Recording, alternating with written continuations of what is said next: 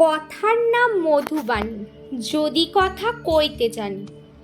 অর্থাৎ খয়নামা বলেছেন, কিছু মানুষ মিষ্টি মিষ্টি কথা বলে, কথার জালে ফাঁসিয়ে কার্যোদ্ধারের চেষ্টা করে।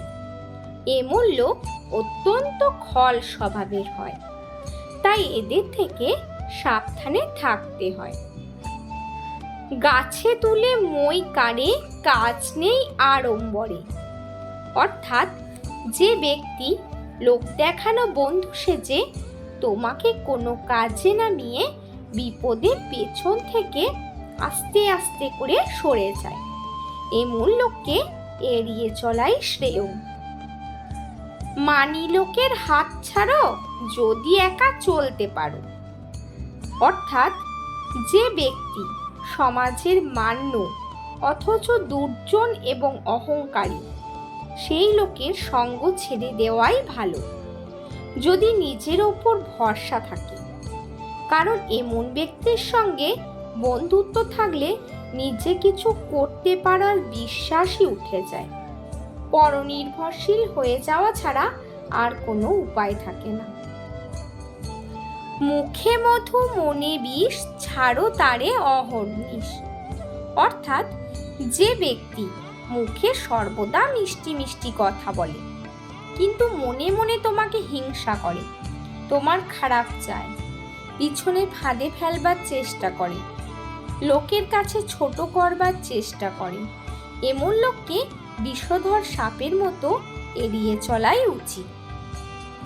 এক গাছের বাকল কি আর এক গাছে লাগে? যদিও বা লাগে তো খস খস করে। অর্থাৎ অনেক সময় দেখা যায় বন্ধুর সঙ্গে একটু বেশি বন্ধুত্ব হয়। যতই কারোর সাথে বন্ধুত্ব হোক, কিন্তু একটু সাবধানে থাকাই উচিত, কারণ পর কখনোই আপন হয় না। চোর সেবক চোরা গায়, খলপরশী দুষ্টু ভাই। দুষ্টা নারী পুত্র জুয়ার, খনা বলে কর পরিহার। অর্থাৎ নিজের অধীনস্থ লোক যখন কাজ করে না, কাজের ফাঁকি দেয়। যে গাই দুধ দুয়ানোর সময় দুধ তুলে রাখে, সে দুষ্টু গাই।